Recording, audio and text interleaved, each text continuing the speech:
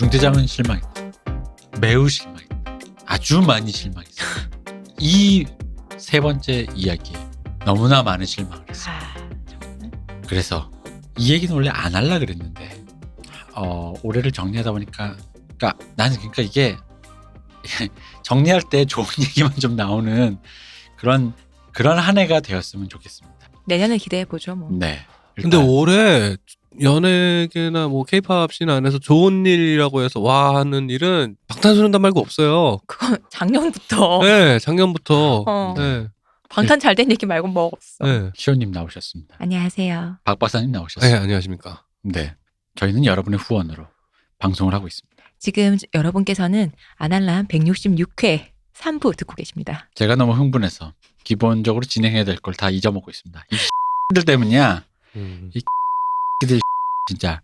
사실은 버닝썬 얘기는 뭐 약간 좀 어떤 그 비즈니스 문제가 끼어들을 때 약간 좀 연예계에서 살짝 이렇게 벗어나 있는 좀 극단적으로 얘기하면 전직 연예인이었던 애가 뭐 이런 느낌이라면, 그리고 이제 구하라 씨나 설리 씨의 그런 일 같은 경우에는 사실은 뭐 연예인들이 스스로 목숨을 포기하는 그런 일이라는 게 뭐 이제 없었던 일은 아니잖아요, 사실은. 그렇죠. 이게 뭐 그런데 이거는 약간 전대미문이다.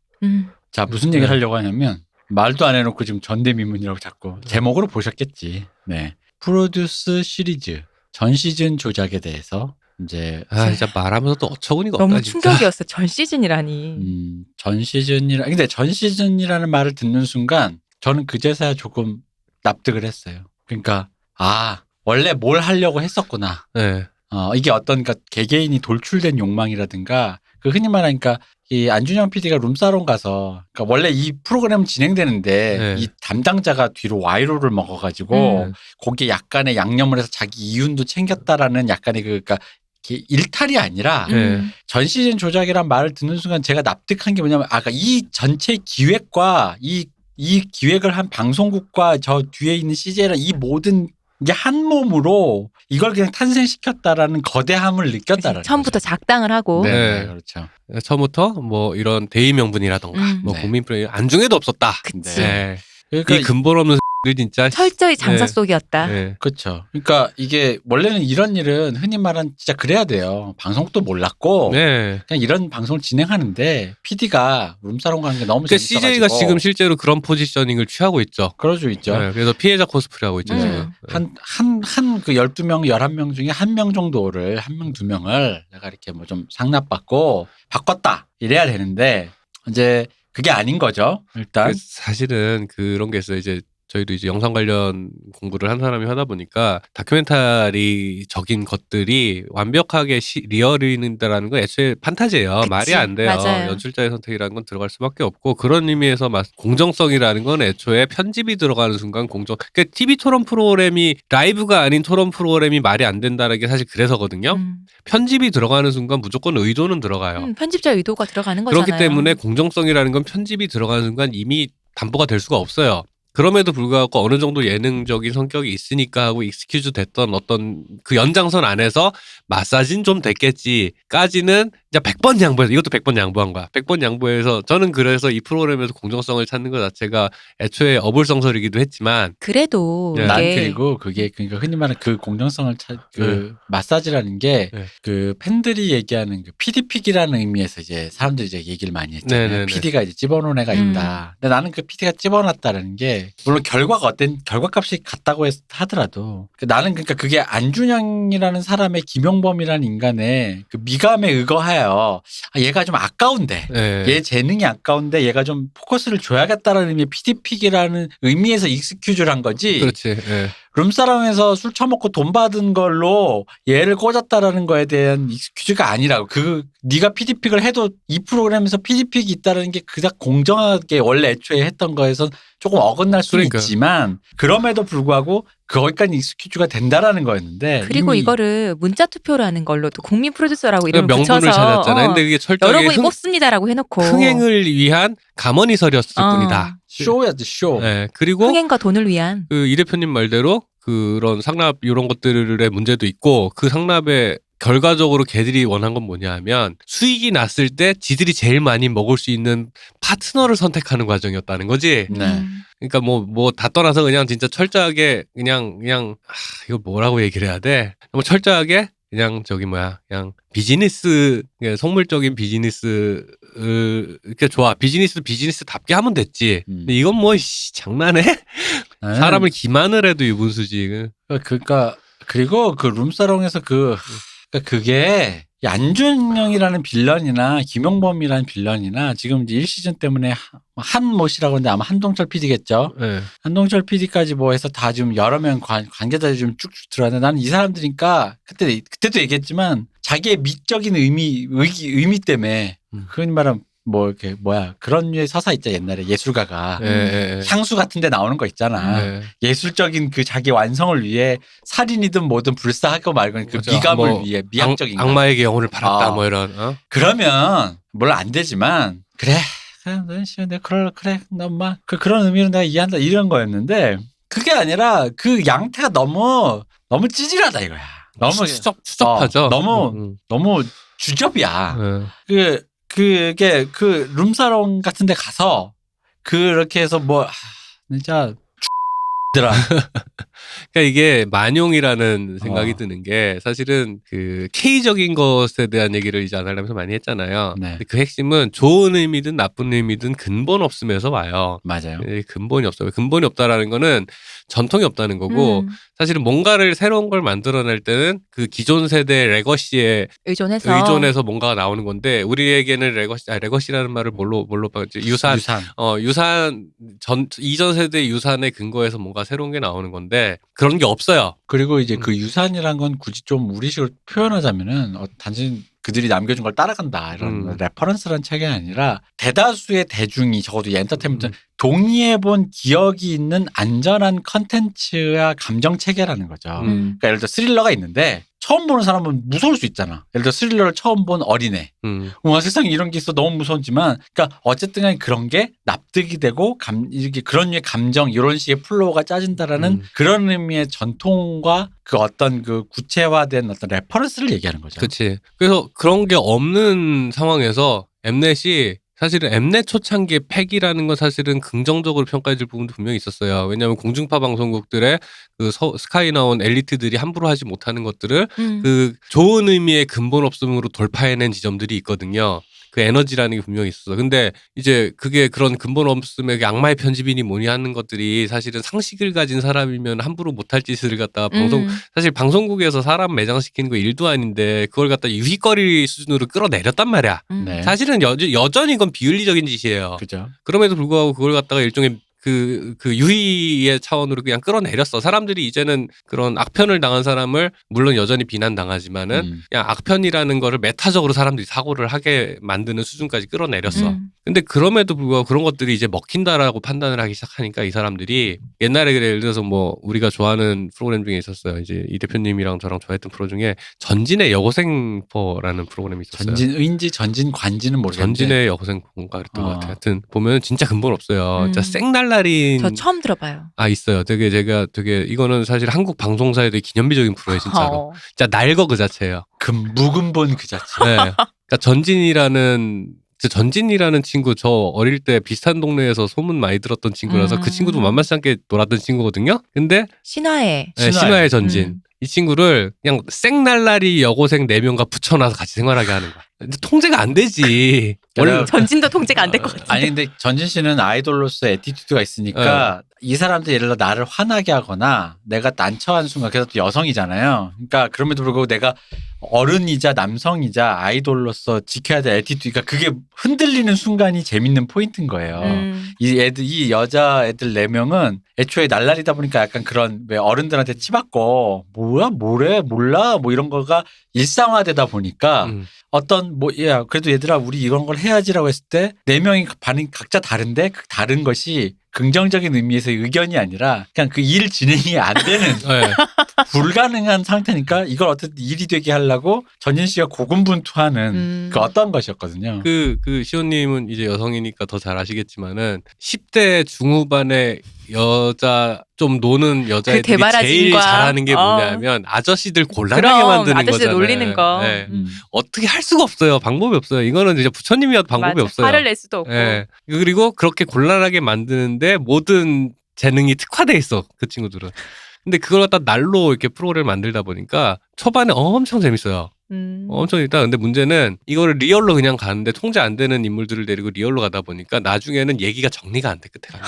그러니까 어쨌든 그 결과물이 나와야 되잖아. 그쵸. 얘기가 어떻게 끝나는지 결론이 안 나와. 근데 그냥 그 상태. 그러니까 왜 고기가 빨가면 그 고기가 신선하니까 이걸 이제 맛있게 해먹자가 아니라 고기가 신선하다로 끝나는 거야. 야, 이 고기 진짜 좋다로 하고 끝나버린 거예요. 아이고 뭐든 나와야 될 요리 만드는 프로그램이었는데 하다못해 굽기라도 해야 되잖아. 구워지지도 않아. 그냥 날 거야 그냥. 프라이팬에 올라가지도 못해. 그래서 그런 프로가 있었죠. 근데 이제 엠넷이라는 그 CJ E&M 전체가 그런 제작 노하우가 쌓이면서 그런 것들을 포장을 해서 만들어내는 노하우가 쌓였어.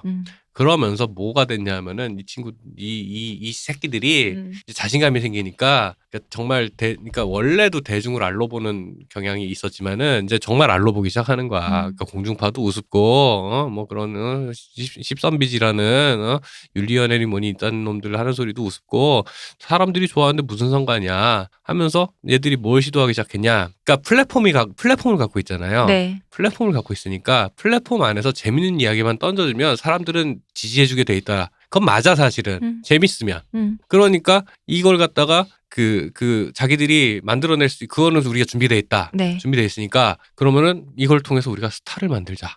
우리가 데리고 뽑아 먹을 수 있는 스타를 직접 만들어내자. 우리가 왜 맨날 무슨 뭐 방탄소년단의 엑소니 뭐 트와이스니 누구 비위 맞춰야 돼. 뭐 왜 해야 되냐? 그럴 필요 없다. 맨날 대형 기획사랑 싸우잖아요. 사사건건. YG 나에 나오지도 않잖아.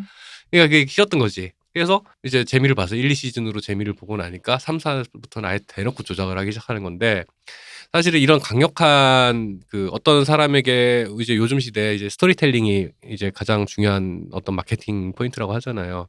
이런 서사를 만들어내는 것에 대해서는 지들이 자신 있다 이거야. 근데 사실은 진짜 리얼한 서사는 아까 얘기했듯이 그 여고생포 얘기를 왜 했냐면요. 그게 이야기로서 모듬어지기 위해서는 엄청난 우연이 필요하거나 아니면 정제된 기술자가 필요해요. 근데 정제된 기술자가 있어도 그 스타가 되는 과정, 얘기는 재밌을 수 있지만 스타가 되는 과정을 위해서는 요거는 통제해야 되는 변수가 너무 많아요.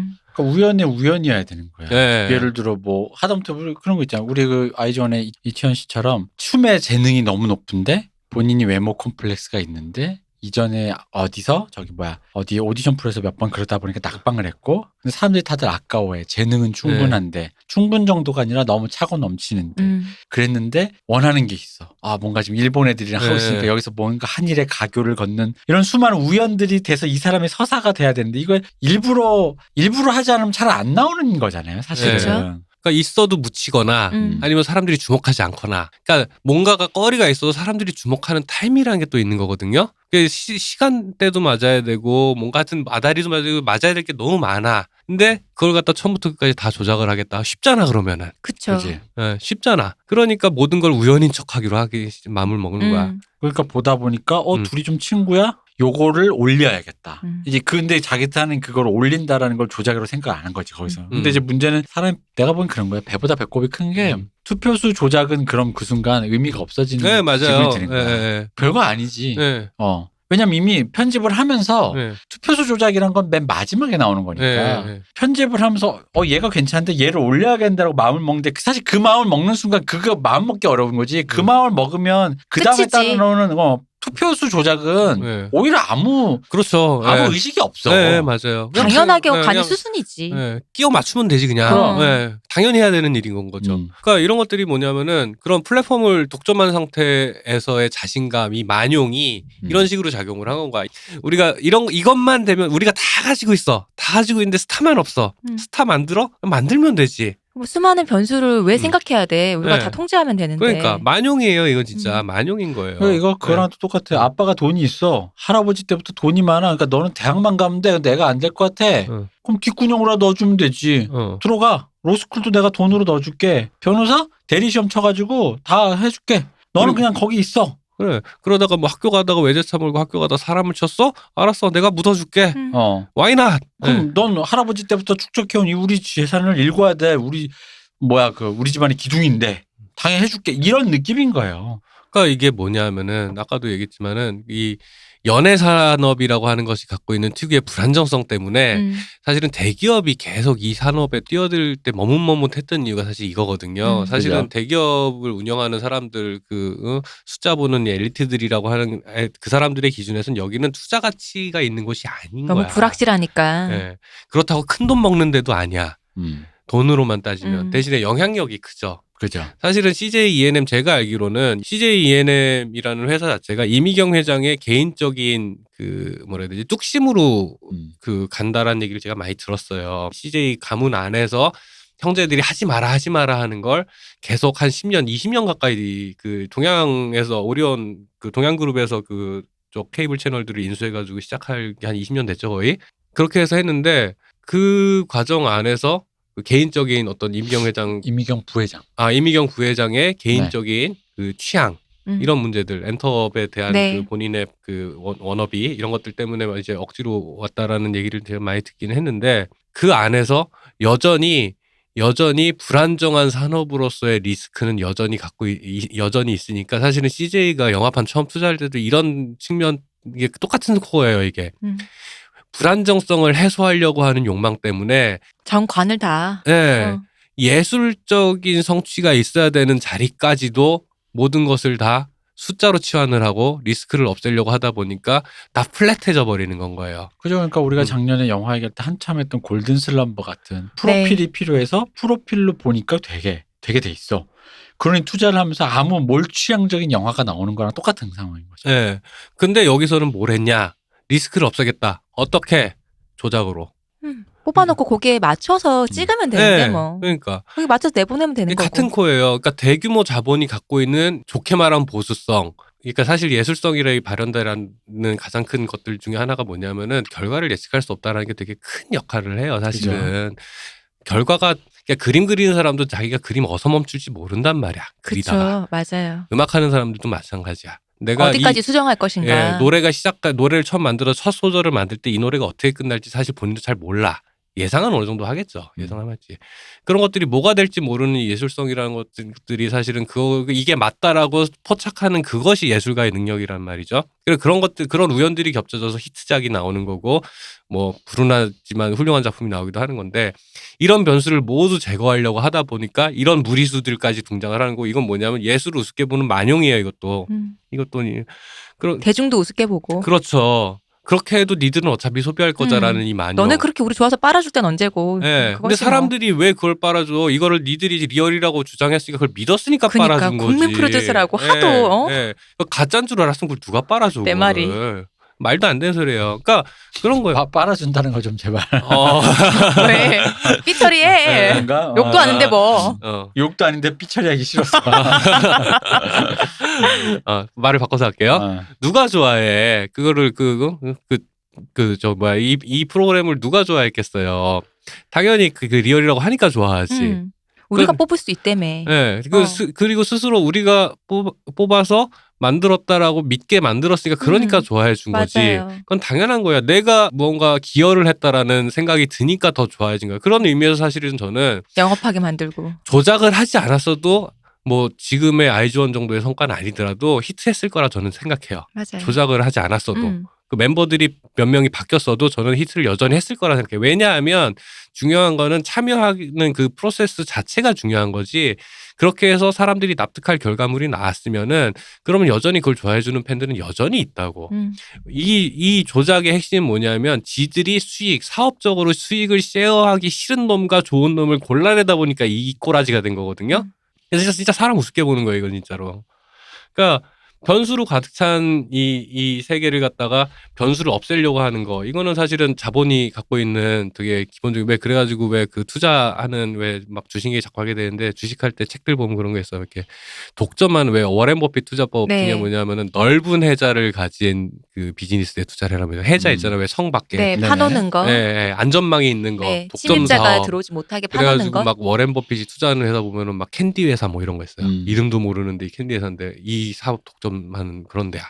그래서 막 옛날에 뭐 구글에 처음에 투자 안 했더니 독점력이 있는지 의심스러웠어요. 이런 식인 거예요. 근데 마찬가지로 이런 종류의 그 변수가 없는 사업을 만들려고 하다 보니까, 변수가 있으면은 안 되는데 어떻게 하지? 조작하면 되지. 어디서 회로가 터진 거야 이거는.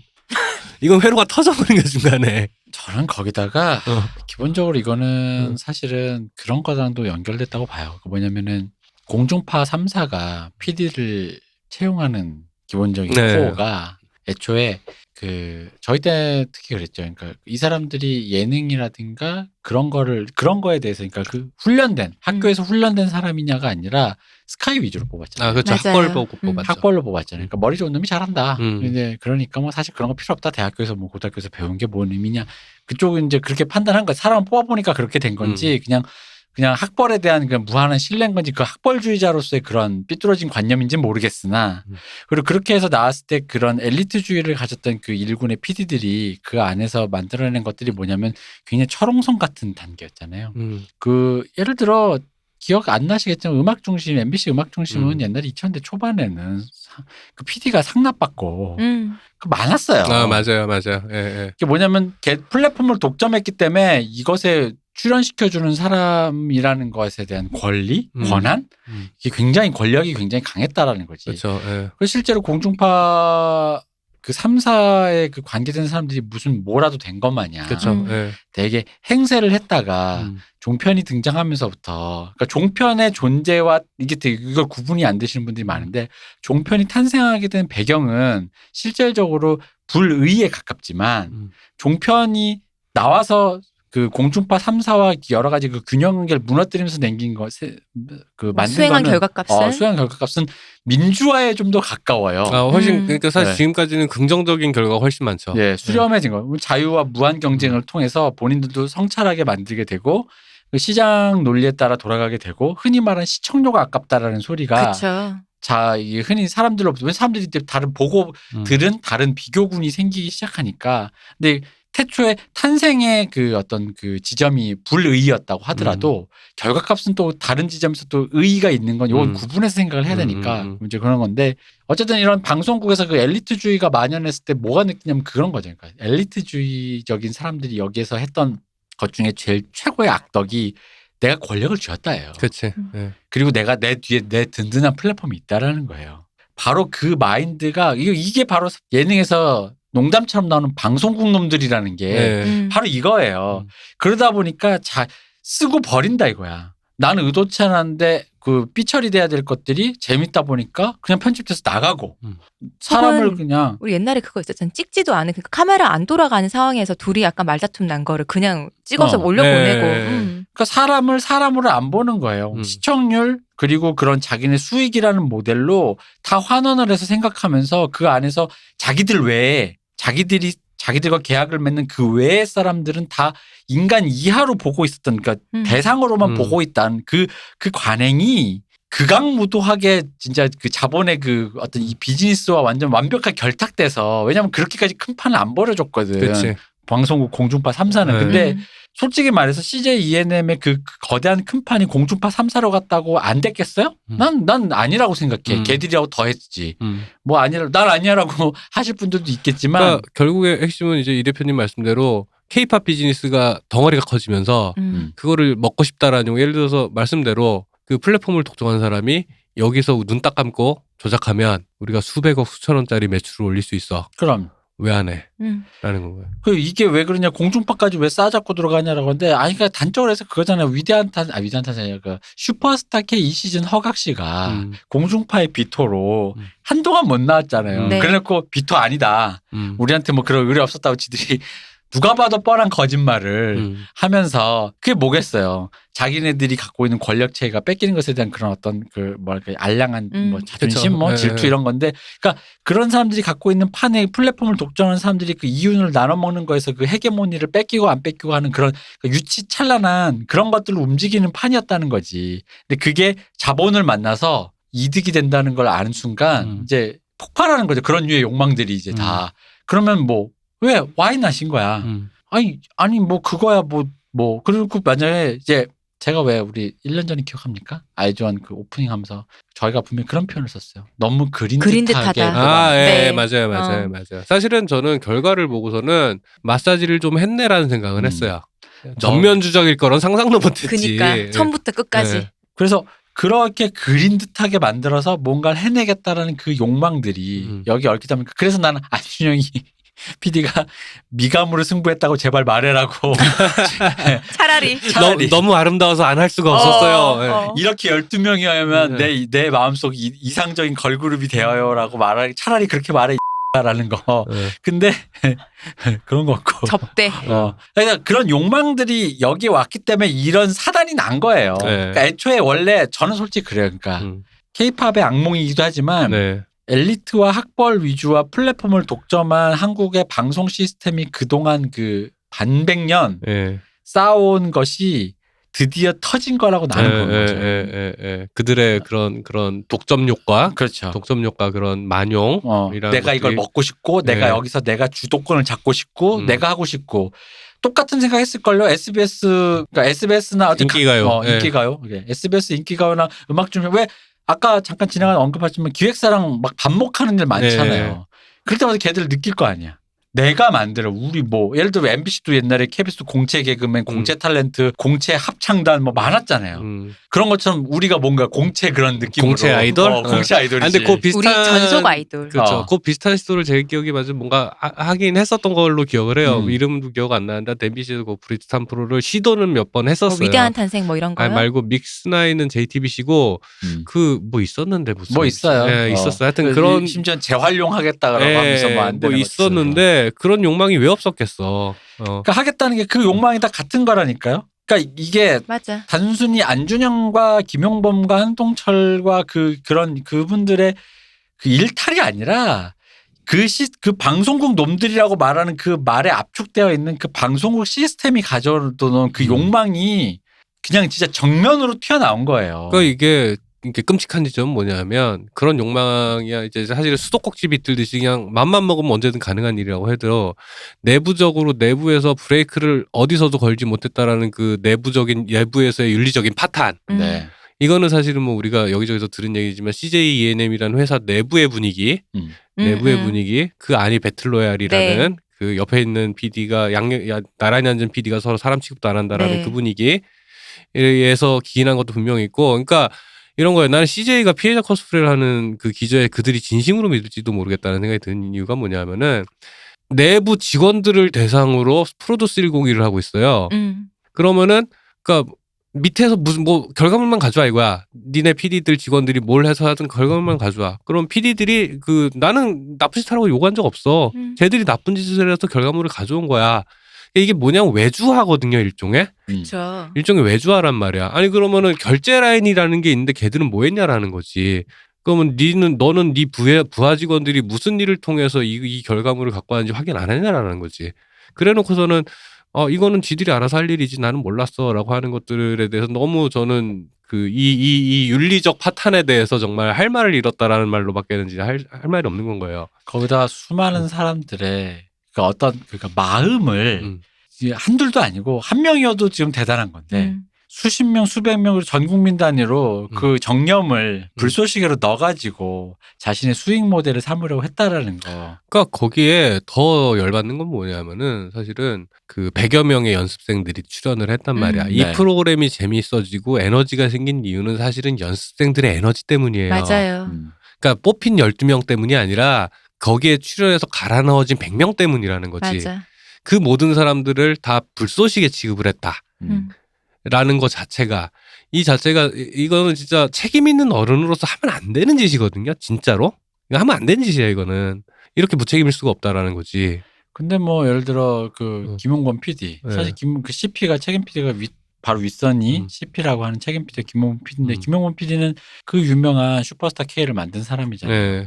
악마의 편집부터 시작해서 그러니까 지금의 엠넷의 그 묵은본을 묵은본의 근본으로 만든 사람이잖아요. 아, 그렇죠. 이 묵은본을 우리의 근본으로 삼겠다라고 해서 해낸 사람이고 실제로 뭐 그런 수많은 그 슈퍼스타 K의 그 수많은 그 비린내나고 토역질 나오는 장면들 탈락자들 보고 거위의 꿈 부르라고 한 다음에 그나마 한 명 살려주겠다고 하면서 뒤에 가서 안아주면 그 애들이 덜덜 떨고 있어요. 거위의 꿈이가 그걸 부르면서 울면서 내가 선택되길 마지막 최종 그걸로 탈락자들 중에. 근데 그럼 사람들이 누구를 안을까 하다가 한 명 안으면 아 살았구나 한 거야. 그럼 울게 하면서 막 덜덜 그 장면 보면서 토역질이 나왔거든요. 왜냐면 이렇게까지 사람의 그 어떤 그 간절함을 이렇게까지 바닥으로 착취적이지 진짜로. 근데 전 시즌이 다 그랬거든. 근데 더 웃긴 건 뭐냐면 후반으로가 조금 덜해. 이유가 뭐냐? 김용범 PD가 현역이 아닌 거야. 그러니까 이 사람이 되게 찐인 거야. 근데 이 사람이 찐으로 위에 더 가가지고 자기 밑에 후계자를 이렇게 해서 그 후계자가 더 거대한 판을 벌였다는 거. 청출어람이 이런 청출어람이 어딨냐 싶은 거지. 그러니까 이게 그런 게 있어요. 사실은 CJ 슈퍼스타 K도 그렇고 쇼미더머니도 그랬고. 그죠. 쇼미더머니도 그렇죠. 그 저거 뭐 프로듀스도 그렇고 결국 그 근본 없는 엠넷 스타일의 편집과 프로그램 제작 방식을 뚫고 사람들이 진정성을 느끼고 재미를 느끼게 된 포인트는 결국은 출연자들의 에너지였어요. 맞아요. 그걸 돌파하게 해준 건 딱 하나야. 퍼포먼스예요. 그러니까 출연자들의 퍼포먼스라는 거 이제 무대에서 춤추고 노래하는 거 말고 말 그대로 그 역할. 네. 그 에너지, 출연자들의 에너지들 덕분에 그 스스로 그 역량이 높아서도 있고 그 간절해서도 있고 캐릭터 자체가 재밌어서도 있고 이걸 뚫고 나온 거 악마의 편집이니 뭐니 하는 관심도 없는 것들 저기 본인들의 관심도 없는 어떤 제작진들 앞에서 멋있는 걸 보여줬기 때문에 그런 것들이 중심을 잡아준 상태에서 사실은 악마의 편집이니 뭐니 하는 건 결국 양념이거든요. 그러니까 핵심을 그걸 잡아주고서는 그 양념이 가니까 되게 완성도가 높아진 거란 말이지. 네.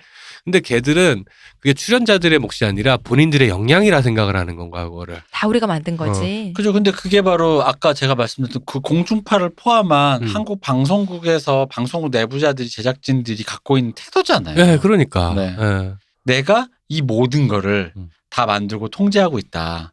그런데 너희들은 근데 이게 모르겠어요. 저는 그러니까 위대한 영화로만 쳐도 위대한 영화 감독이 작가주의 하더라도 저는 영화야말로 작가주의란 말을 좀 조심스럽게 써야 되는데 수많은 자본과 스태프들의 그 마음들이 총화가 돼서 들어가는 거지. 그들이 다 n분의 1의 지분이 있는 것인데 작가주의만 오롯이 치부하는 게 조금은 그러니까 그게 뭐 일정 부분 유효한 지점이 있다 선에서 얘기를 끝내야 되는 것처럼 그냥 그렇게 생각을 해야 되는데 만약에 영화 감독조차도 내가 그걸 다 했다고 생각하는 순간 제가 기억하는 바로 그런 류의 영화 감독들은 다 파탄이 나요.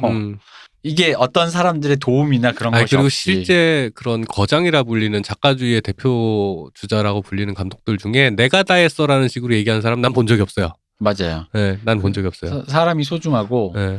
다만 소중한 사람이 자기를 배신했을 때 못되게 굴어서 오히려 그 현장을 에서 그 영화 촬영 현장을 견디는 것에 대한 고단함에 대한 얘기를 오히려 많이 했던 걸로 나는 기억을 해. 근데 이 사람들은 바로 그런 근데 이게 전형적인 진짜 그 왜 성공의 가도를 겪은 그래서 사람들이 우러러보는 어떤 곳에 소속되어 있는 사람들이 갖고 있는 굉장히 그런 진짜 이게 바로 엘리트주의의 폐해거든요. 네, 그렇죠. 정말 그 자체이고 진짜 그게 뭐라고 할까 진짜 망가질 대로 망가져가지고 이게 나온 거. 왜냐면 이게 엘리트주의로 그 길을 가도 그렇게까지 망가지지 않는 사람이 있어요. 그 뭐냐면 이런 얘기까지 진짜 하기 싫은데 진짜 에비에미가 무근본하게 키운 애가 그런 무근본한 곳에서 무근본한 상태의 그 업무 프로세스와 그 직업적 환경과 사회적인 관계들을 만나서 무근본과 무근본이 대폭발했지 만나서 라임을 짜줄게. 무근본과 무근본의 빅뱅으로 만나가지고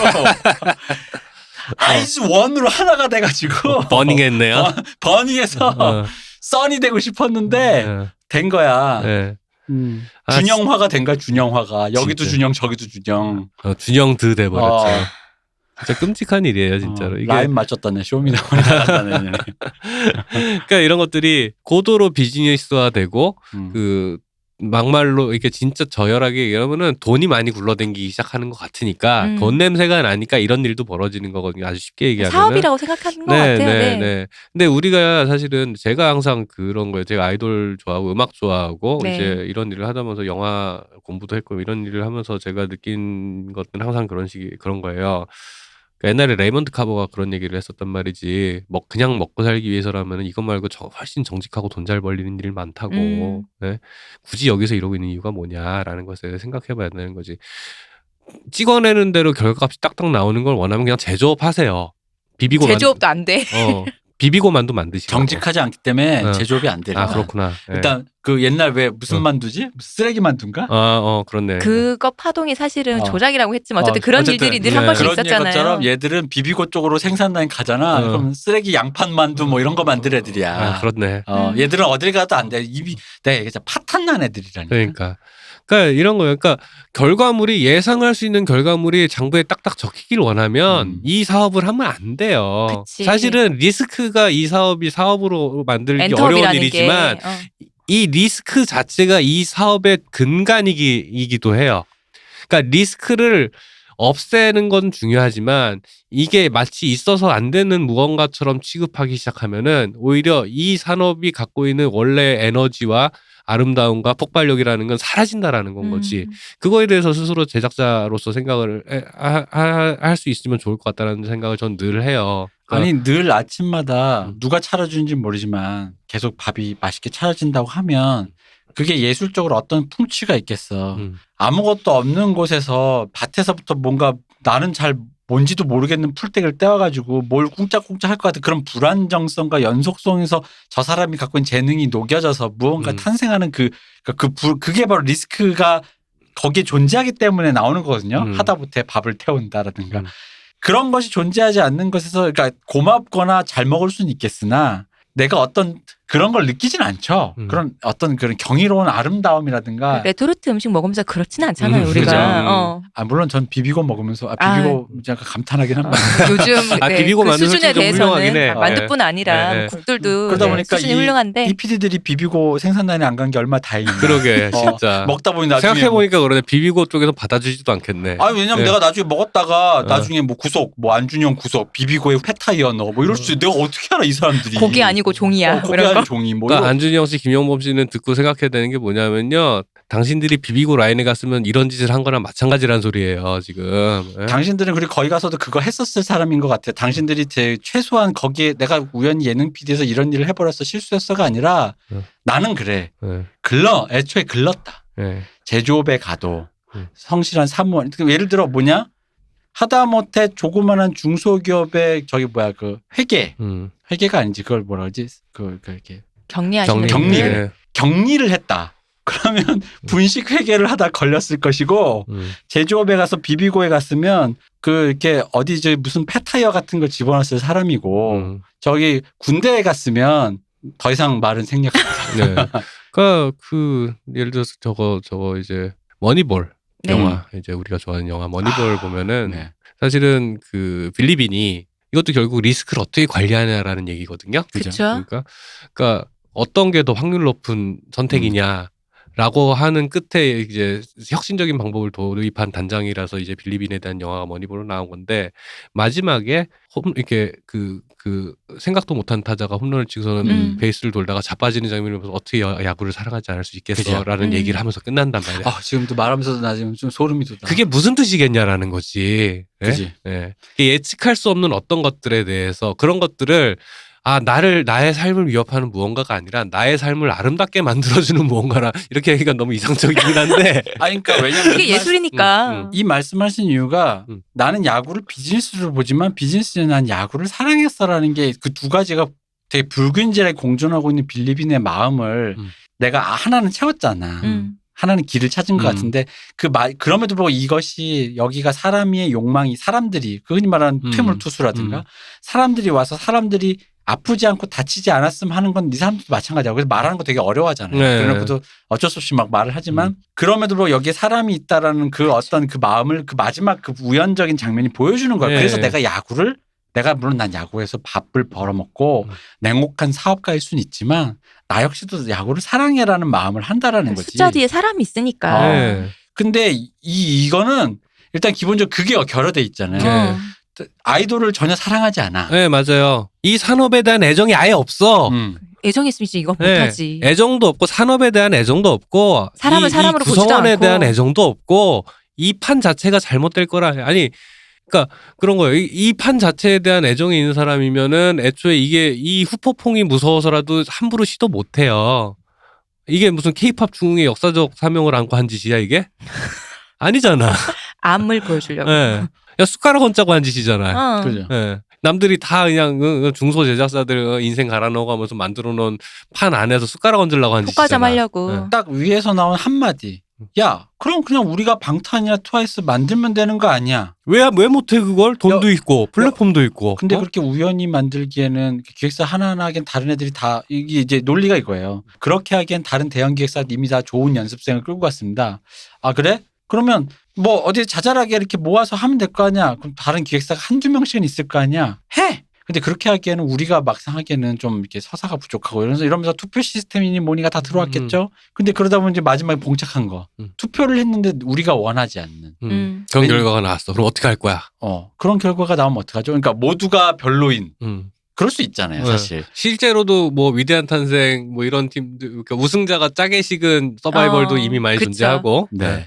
그래서 그런 류의 파탄난 결과가 안 되기 위해서는 어떻게 해야 될까요? 파마첵스 같은 거 나오면 어떡하느냐. 그렇죠. 뽐노티라든가. 자, 그럼 방법이 있습니다. 제가 여기서 말하는 그거죠. 성과를 증명하겠습니다. 안 봐도 뻔한 거죠. 저는 사실 그래요. 그러니까 이게 지금 나는 그 내부의 사람들이 이런 생각까지 의로심까지 해요. 프로듀스 101으로 끝나지 않고 혹시 뭐 위대한 이렇게 슈스케 뭐 이런 거가 다 소급해서 뭐가 나오는 거 아니야? 다른 프로그램들도 이미 혐의는 계속 나오고 있죠. 네. 혐의는 계속 나오고 있죠. 그런 느낌? 그러니까 이게 뭔 짓이죠? 거기 출연한 애들은 다 이게 뭐 어떻게 되는 거야 도대체 이거를? 아니 우리 아이존은 어떡할 거야 정말. 그러니까 제가 볼 때 제가 가장 빨리 놔주고 순위 까면 안 돼요. 난리 나요. 순위 까면 안 돼요. 빨리 놔주는 게 최선이에요. 근데 안 놔줄 것 같아. 왜냐하면 지들 면피할 좋아하니까. 때까지는 갖고 있어야 되거든. 일단 또 그거 있는 게 예를 들어 그 CJ에서 또 하나 의혹 들어갔던 그 아이돌 학교. 네. 아이돌 학교에서 나왔던 폐해들 예를 들면 그러니까 사람으로 안 봤다는 게 그 뺑기치를 그냥 날로 한 그냥 합판에다 뺑기치를 해서 만든 세트장의 그 걔들 숙소라고. 네. 애들이 그래가지고 일어나면 얼굴이 막 뾰루지가 생기고 막 숨쉬기 힘들고 막 그랬다는데 그런 거에 대해서 그냥 아니면 나가라 라는 식으로 그러니까 뭐 다들 버티고 있는데라는 식으로 그런 식으로 해가지고 그러니까 그 모든 사람들이 이 판을 돌게 하기 위해서 그냥 사람 자체는 아예 안중에도 없었다는 거 있잖아. 그러니까 아무도 그거를 예를 들어서 뭐 실무자들이 있었겠지. 근데 실무자들이 일개 직원이었겠지. 그럼 윗선에다 대고 애들이 밥을 못 먹는데 밥을 어떻게 해야 될 것 같은데요? 라는 말을 할 수가 없었던 거야. 그런 시스템인가 그 회사는. 근데 이런 애들이 그래서 무서운 거예요. 나는 이런 애들이 분명히 그래놓고 2014년에 세월호가 침몰할 때 그 세월호의 안타까운 거 보면서 울었을까? 싶은 거야. 네. 울었겠지. 당연히 울었겠지. 내가 뭐 하는지도 모르고. 네. 세월 어떻게 우리 사회 진짜 큰일인데 우리 사회 너 때문에 큰일이야. 네. 그러니까 단 한 사람도 위험을 감수하지 않으려고 사소한 위험이죠. 그것도 대단한 그렇죠. 위험도 아니야. 애들 밥 먹게 해주자는 게 뭐 대단한 위험이겠어. 애들 좀 편한 데서 자게 하자. 그런 것들을 갖다가 그래서 그럼 네가 책임질 거야라는 이 한마디가 무서워서 아무도 그 얘기들 안 한 거야. 그치. 숙소 좀 좋은 거 예산이 한 100만 원 더 들어가는데요. 예산 좀 땡겨주세요. 아무도 그런 데 힘을 쓰지 않은 거예요. 그런 것들이 누적이 되면서 결국 애들은 합판 가로운 데 가서 자고 밥도 못 먹어서 스태프들이 남긴 짜장면 주워 먹고 뭐 그러다가 애들 학대당하고 떠나고 이런 일들이 반복이 되고 앉아 있는 건 거야. 그래서 결과적으로는 또 뭐가 되냐. 이제 나중에 왜 안 놔주는지 아세요? 나중에 순위 까고 애들 먹잇감으로 던져줄까 봐 걸려는 생각일 것 같아. 난 그게 걱정이야. 왜냐하면은 대중들의 그런 자극적인 화제에 함몰되게 돼 있거든 사람은. 근데 이 얘기를 잘 모르시는 분들은 순위를 까는 게 왜 문제냐라고 하면은 지금 이제 이 사태가 조작이라고 하는 순간에 그게 그 관련된 팬들 내부에 지금 어떤 전쟁이 있는데 그게 얼마나 고통스러운 정도의 전쟁이냐면 그런 거예요. 내가 정념을 다해서 좋아하는 어떤 연습생이 떨어졌잖아요. 근데 그게 조작이라는 것 때문에 떨어졌다라는 것 때문에 어떡하냐면 내 새끼가 희생된 거예요. 저 나쁜 놈 때문에. 그러니까 아이즈원 팬인 내 입장에서 12명과 101명은 거의 동일한데 어떤 개인 팬 입장에서는 저 12명의 그 누군가 때문에 내 새끼가 떨어졌다는 것 때문에 저 12명이 피해자라고 생각이 안 드는 거예요.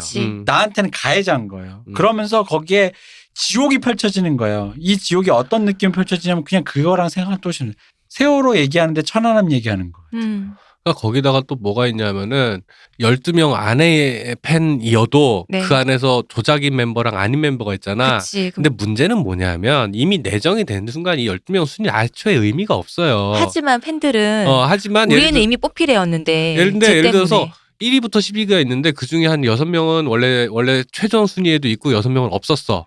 그러면은 최종 순위에 원래 있었던 6명은 안도의 한숨을 쉬고 나머지 6은 마녀사냥의 대상이 되는 건 거야. 근데 너네 6명 때문에 우리 애들 지금 아이즈원으로 활동도 못하고. 그래.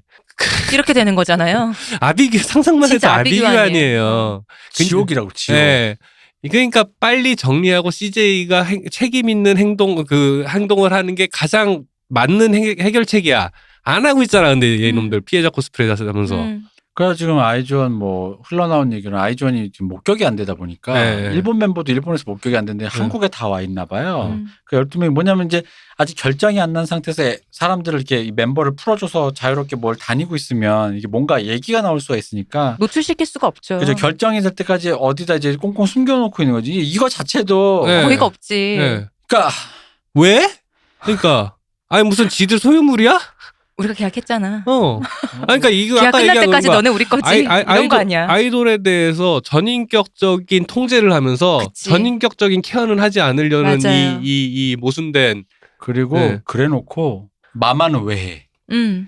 야 마마는 본인들이 케이팝에 우리가 중추이다라는 거를 과시하고 그런 이미지를 심기 위해서 하는 거잖아요. 케이팝의 악몽을 거대하게 심은 데가 그래놓고 마마에 아이즈원과 엑소원이 출연을 안 해. 못해. 난 이게 웃긴 거야. 반대가 돼야지. 아이즈원과 엑소원이 나오더라도 마마를 미안해서라도 못 개최한다면 차라리 말이 되는데 그게 아니라 마마는 예정대로 개최되는데 엠넷 뮤직 페스티벌 아시아 뮤직 어워드인가? 엠넷 뮤직 아시아 어워드 어쨌든 마마는 계속 가는데 정작 피해자인 애들은 거기에 나오질 못해. 뭐 하자는 거야? 그러니까 그러니까 하지를 말아야지 그냥. 그지? 행사를 하질 말아야지. 자숙을 해야지. 염치가 있으면. 근데 그러니까 우리가 피해자인데. 유체 이탈인 거야. 그러니까 사실은 그거 아세요? 마마에 출연료 없어요 전통에. 아 그래요? 출연료 없어요. 근데 티켓 값이 그 20만 30만 원 해요. 근데 거기 방탄 이제 일본에서 왜 굳이 나고야까지 가서 했냐?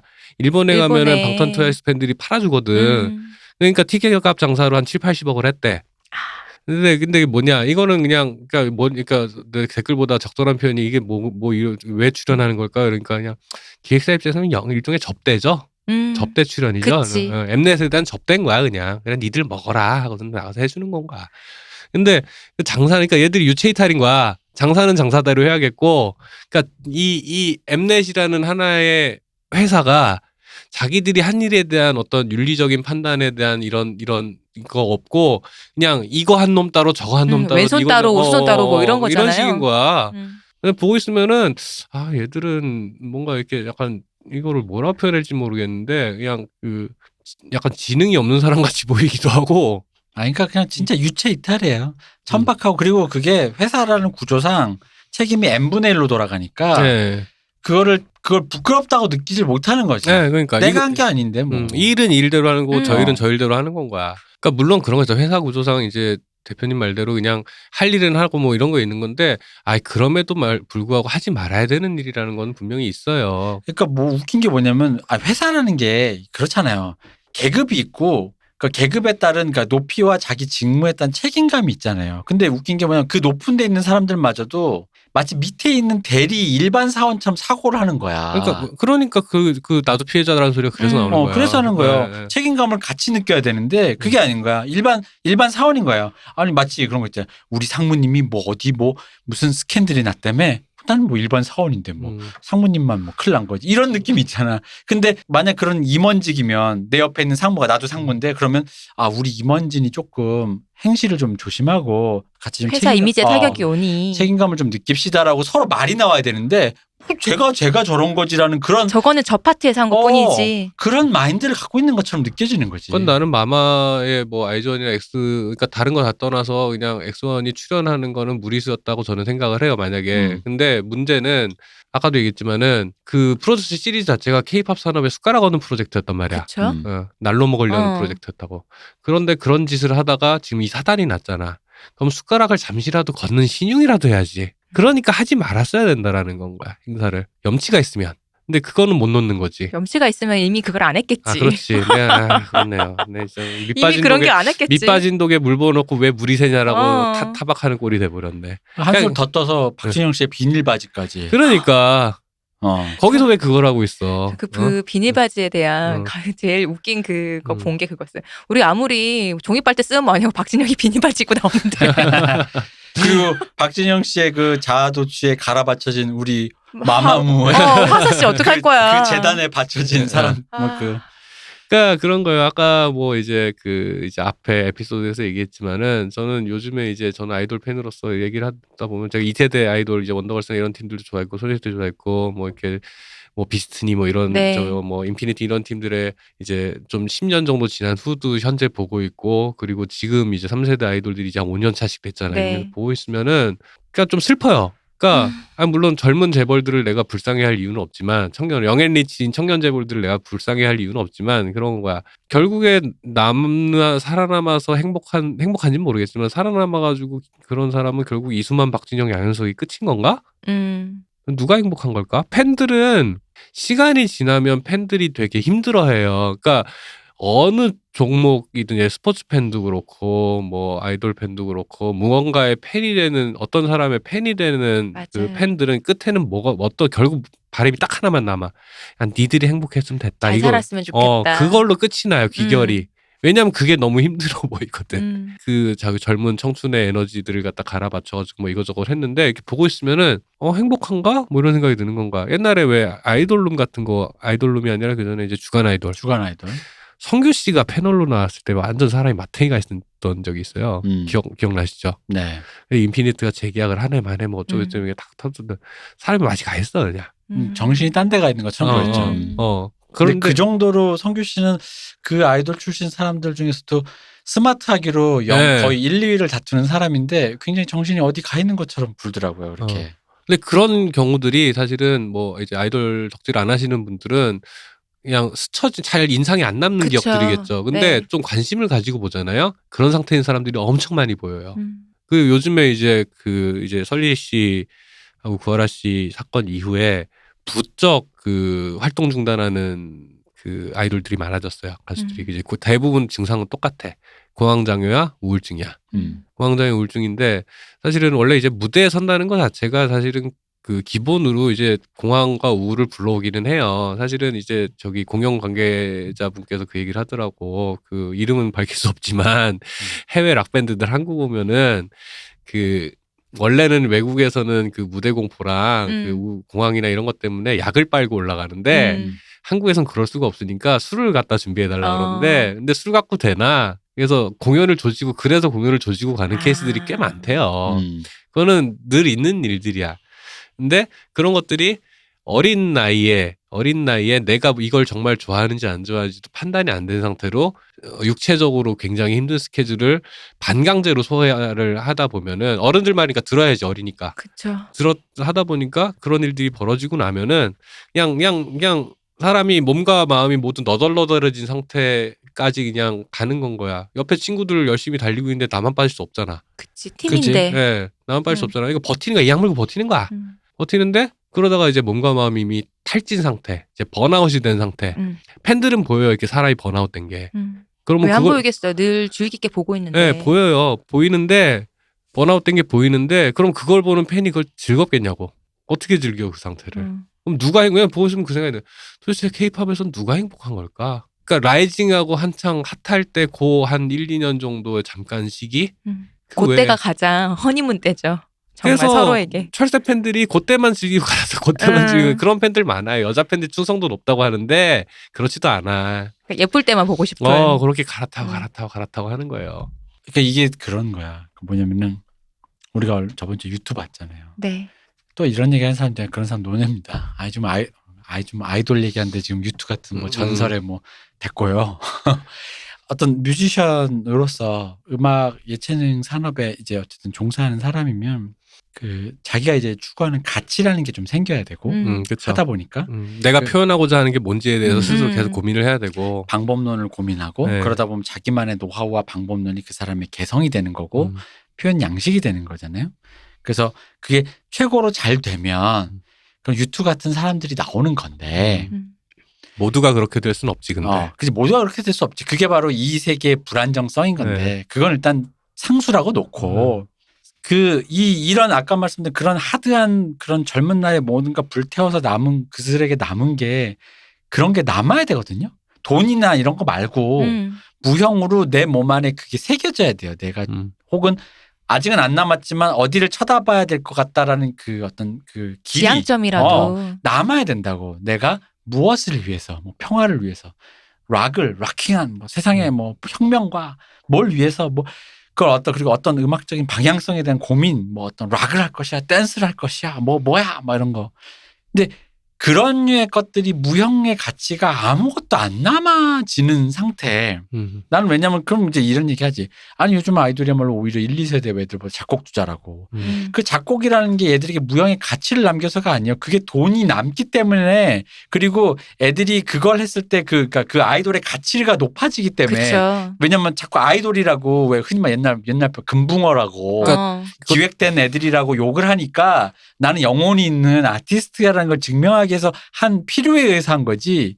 아까 말씀드렸던 무형의 가치를 존재 증명하기 위해서 했던 거랑 좀 궤가 다르다고. 그렇지. 예. 물론 그중에 지드래곤이나 몇몇 아티스트처럼 자기의 존재를 증명해낸 사람도 있지만 대부분은 이 작곡하고 작곡하는 아이돌이 그런 의미에서 그러니까 흔히 말하는 아티스트로서의 소명을 다하기 위해서 하게 된 게 아니란 말이에요. 작곡도 한다는 타이틀을 위해서. 네, 아티스트 그렇죠. 기믹을 가지려고 하는 건 거죠. 그죠. 그러니까 그것도 산업의 요구에 의해 소환된 거예요.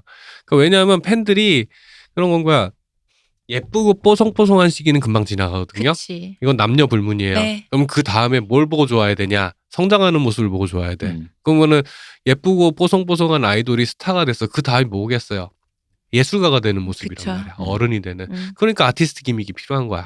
창작자 기믹이. 그러면 그런 것들조차도 타인의 기대에 부응하기 위한 절차과 자기를 표현하는 저 과정이 아닌 건 거예요. 그러니까 말씀드렸던 그 무형의 무언가를 이 사람들 몸에 아로새겨 줘야 되는데 아무것도 없는 거야. 그 와중에 그러니까 외형적인 것들만 작곡자 타이틀, 내 통장에 남은 돈, 그 돈으로 무언가 해낸 뭐 건물이나 기타 여러 가지 그리고 뭐 여러 가지 상장과 트로피들이랑 근데 그게 다 뭐냐면 내가 뭔가 그러니까 내 미래랑 거의 상관없고 내 과거의 모습인 거예요. 그러니까 우울증이 오는 거야. 맞아요. 내 과거는 저랬거든. 근데 내 지향하는 거는 아까 내 몸에 새겨진 그것이어야 돼. 내 태도가 늘 얘기해. 태도가 형식으로. 근데 그건 아무것도 안 생겨지니까 내 미래는 암담한데 내 과거는 그랬어. 찬란했어. 그러니까 더 불행한 거야. 그러니까 불행할 수밖에 없어요. 아니 이건 누구를 갖다 놔도 불행해. 트위터를 끄는 트럼프는 너무 불행하다고. 정말 불행해 보인다. 임기가 끝나서 집에 갔는데 트위터마저 계정 해지를 트위터 사람한테 당하잖아. 그러면은 불행하다. 내 과거는 저랬는데 난 이제 못해. 그건 누구나 트럼프가 와도 불행한 거예요. 네, 맞아. 이게 얘기가 어쩌다 여기까지 왔는지는 제가 사실은 좀 까먹었는데. 네. 그러니까 어쨌든 이런 종류의 불안정함이라고 하는 거는 미덕이기도 하고 그러니까 말이 웃기긴 한데 불안정함과 리스크, 통제할 수 없음이라는 거는 산업으로서는 약점이지만 사실은 본질이기도 하다라는 그쵸, 점에 항상 그게 주목을 핵심인 했으면 거잖아요. 좋을 것 같고 그리고 그 아티스트 이제 일부부터 계속 하는 얘기지만은 스스로가 완벽하게 그렇게 될 수는 없어. 산업이라는 게 기획된 무언가 어쨌든 상품이니까 기획된 무언가를 내놓을 때 사실은 완벽하게 그 안에서 주체일 수도 없고 사실 회사원이 어떻게 주체적일 수 있겠어. 예를 들어서 회사에 취직한 사람. 맞아요. 그럼에도 불구하고 스스로 납득할 수 있다라는 거는 똑같은 회사원이어도 여전히 이게 웃기는 얘기지만 네가 가서 키워라던가 사장처럼 행동해라라던가 마찬가지 얘기인 거예요. 주식을 배분해 주셔야. 네, 모두가 그럴 수는 없지만 최소한 덜 불행해지는 길이긴 하다.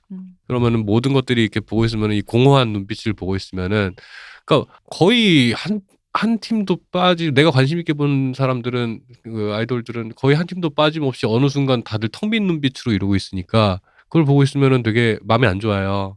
마음이 안 좋아요. 나는 니들 기분 좋자고 보고 있는데 기분이 안 좋은 니들을 보고 있으면 나는 뭘 어떻게 해야 될지 모르겠다 이런 생각이 드는 건가. 그러니까 덕질의 허무함이 몰려오는 거고 자꾸 그러면서 뭐가 양산되냐. 정병이라는 말로 이제 그 줄여서 부르죠. 네. 정병 걸린 팬들이 생기기 시작하는 건가. 왜 니들은 그러지 못하냐. 그러니까 그 이미 동기부여도 안 되고 아니 이미 어느 정도 성공했으면 성공해서 이미 망했으면 망해서 동기부여가 안 된다고. 그럼 그 다음에 남은 거는 스스로 찾아야 되거든요. 스스로 자기 다음 길에 대해서 동기부여를 스스로 하고 스스로 찾아야 되는데 그게 되는 사람이 몇이나 되겠어 그 나이에. 맞아요. 그걸 보고 있으면은 그냥 내가 뭔 짓을 하는 거지 싶은 생각이 들어요. 그러니까 그런 종류의 불행들이 시간이 지나서 봤을 때 그래서 결국 이수만하고 박진영하고 양현석만 보려고 내가 이걸 보고 있는 건가? 이 생각이 드는 것들이 되게 좀 씁쓸할 때가 많습니다. 예. 그렇습니다. 프로듀스 시리즈는 어떤 룸사롱 동기들의 그 아주 희박한 욕망에서부터 시작돼서 룸사롱으로 시작해서 룸사롱으로 끝났다 이런 느낌인데 정말 더럽다 진짜 이 새끼들. 도대체 그러니까 이게 추잡한 그런 그거가 이게 왜 추잡하다 더 느껴지냐면 그 분노가 이게 잘해서 그래.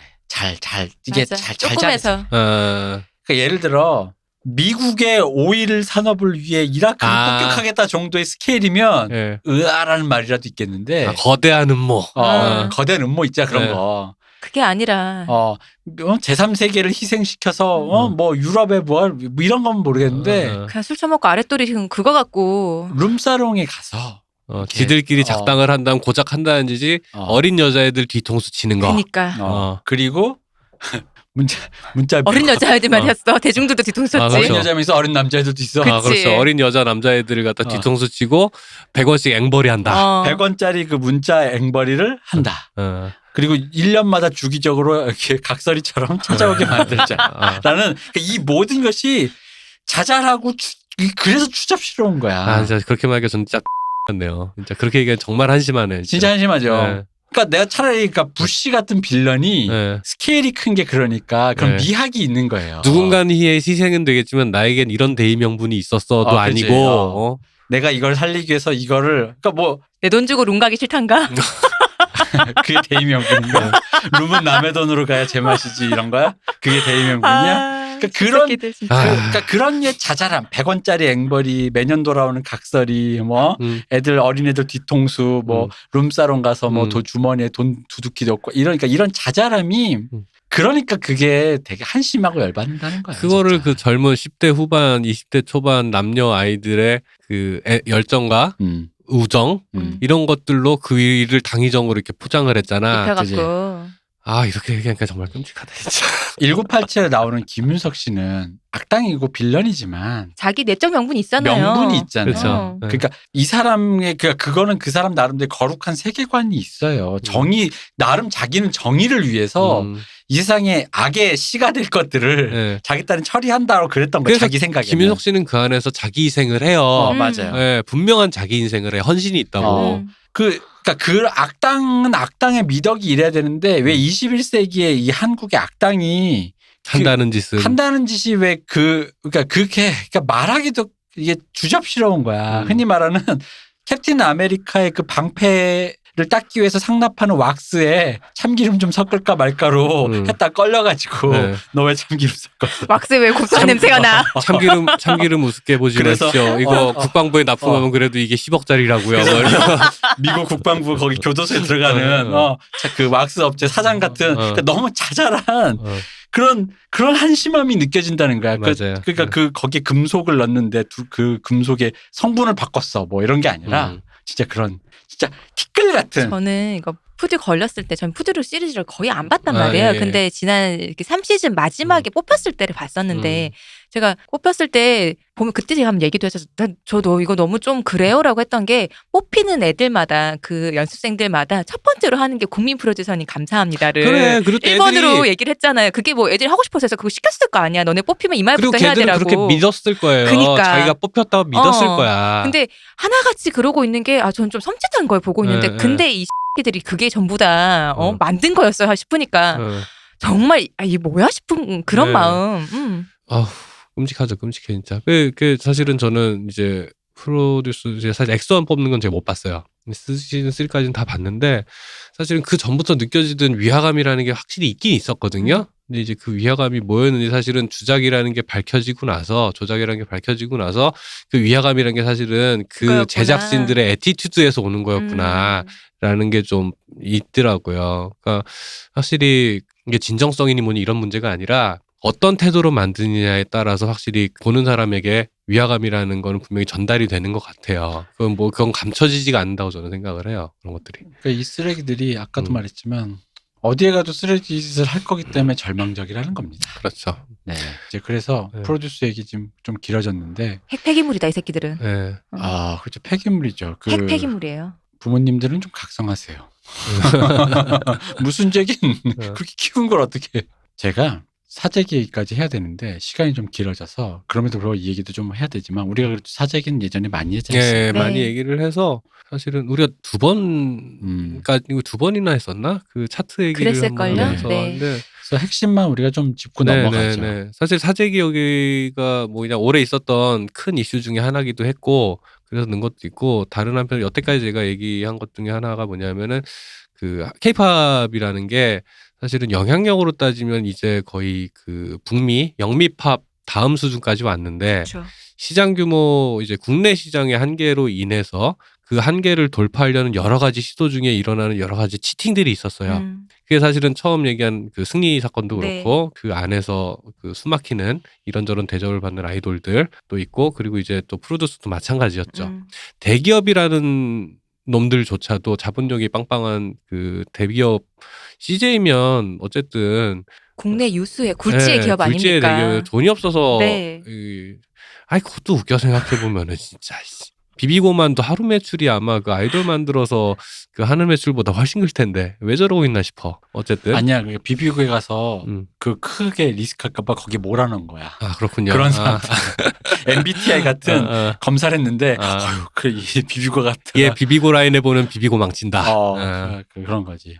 그래서 그런 맥락 위에서 어떤 시장 규모의 한계 안에서 영향력에 비해 규모가 작은 그 산업 구조 특이한 사실 한국적 특성이거든요. 우리가 수출 중심 경제라고 하는 게 사실 그런 거잖아요. 그렇죠. 내수가 작으니까. 그러니까 우리 그러니까 원료를 수입해서 2차 가공해서 해외로 다시 내보내는 게 사실 근간이었고 안 하려면서 그런 얘기를 많이 했지만은 K-팝도 사실 마찬가지거든요. 근데 그 과정 안에서 이 과정 안에서 사실은 그 메이저리그에 끼지 못한 사람들의 일종의 그 치팅. 그렇죠. 메이저리그에 끼지 못한 사람들의 또 다른 지금 여태까지 나온 거는 메이저 선수들의 치팅이었고요. 이거는 메이저리그에 끼지 못한 사람들이 이 구조 자체가 불공정해라고 외치면서 마무장사의 씨가 따로 있더냐. 그렇죠. 그 치팅이거든요.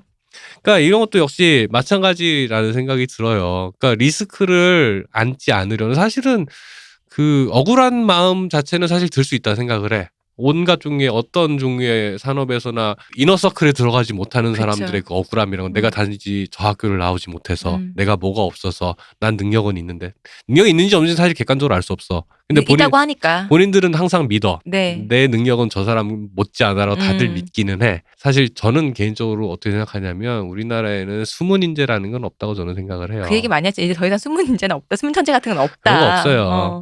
그냥 될 놈들 유튜브 시대에 이미 그러니까 눈에 불을 켜고 찾아요. 메이저 씬에서 그런 종류의 능력자들은 눈에 불을 켜고 찾고 조금만 보여주면 바로 채가요. 은둔자 같은 건 없다. 아예 아무것도 표현 안 하고 은둔의 고수 같은 건 없다 더 이상.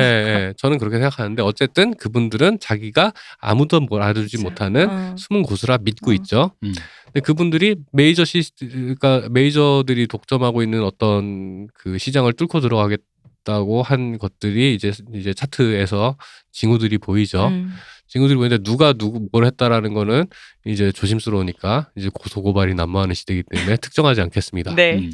위험하죠. 그렇죠. 네. 근데 그럼에도 불구하고 이런 것들 역시 뭐냐면은 이렇게 해도 된다라는 거. 그러니까 그러니까 여기가 좀 양상이 좀 다른 건 뭐냐면은 그 전까지는 윤리적 파탄의 문제지만 여기서는 자기들이 윤리적으로 당위가 있다고 믿어요. 그렇죠. 난 이 지점이 되게 특이하다고 생각을 해. 이게 뭐냐면 대기업 비판 논리거든요. 대기업이 막강한 독점력을 갖고 있기 때문에 중소기업이 나는 살아남지 못하고 있다. 어느 정도 진실이기도 해요. 근데 그것 때문만은 아니야. 그리고 대기업이 그 시장을 갖다가 안에서 규모의 경제를 해내는 일이라는 게 분명히 있거든요. 시장 전체로 보면 퀄리티라든가. 근데 규모로 해낼 수 있는 일들을 해내지 못함에도 불구하고 나는 단지 중소이기 때문에 뭘 못하고 있어라는 그 억울충 마인드. 억울충 마인드가 그 시장을 교란하는 행위를 스스로 정당화하죠. 정당화하는 그런 것들이 있고 그런 태도들이 사실 여기저기서 느껴져요. 그리고 요즘에 솔직히 말하면 그런 거 있어요. 전에 우리 사재기 때 그 얘기 했잖아요. 뭐요? 시스템의 입장에서 볼 때는 음원 사재기나 팬들의 천공이나 구분이 안 된다. 그렇기 때문에 팬이 스밍하는 건지 사재기가 스밍하는 건지 그걸 적극적으로 구분하려는 노력이 있지 않는 이상은 사실은 기계 입장에서 볼 때 신호로만 볼 때는 구분이 안 된다. 똑같은 1010 신호라고. 그러면은 이게 뭐가 다른지라고 생각을 할 때는 분명히 우리가 스스로하게 냉정하게 질문할 수 있어야 된다라고 하는데 그럼 거기서부터 해야 되는 생각이라는 거는 팬들 스스로가 왜 그러고 있냐라고 생각하면은 그 위에 이제 팬들에게 과몰입을 유도하는 시스템이기 때문에 그렇잖아요. 과몰입을 유도하는 시스템이기 때문에 스밍 노동덕질이라고 그러죠. 그 노동덕질이라고 하는 것들에 대해 또 사실은 이게 저는 맞나 싶어요. 솔직히 말하면 맞나 싶고 그럼에도 불구하고 근데 문제는 그것 때문에 자기들이 히트하지 못한다라는 것도 나는 어불성설이라고 생각해. 그것도 어불성설이야. 그 정도의 본인이 숨은 보석이라면 이미 그 대기업에 들어갔지 않을까요? 연습생을 하고 있지 않을까요? 그러니까 그런데 지금 솔직히 내 눈에는 뭐가 보이냐면 온라인에서 그런 대결 구도로 몰아가는 바이럴 마케터들이 많이 보여. 또 그런 것도 있었어. 그러니까 사실 개별 사안이야 이거는. 그쵸. 개별 사안이야. 아이돌 팬들의 충공 문제는 그거대로 따로 얘기하면 팬덤 문화라는 차원에서 따로 얘기하면 되고 산업의 건강성 차원에서 따로 얘기하면 되는 거고 차트 치팅은 차트 치팅대로 따로 얘기하면 돼. 근데 이거를 대결 구도로 몰아가려는 세력들이 내가 되게 많이 보여요. 내가 장담하는데 걔들 알바들이야. 90%. 요것들이.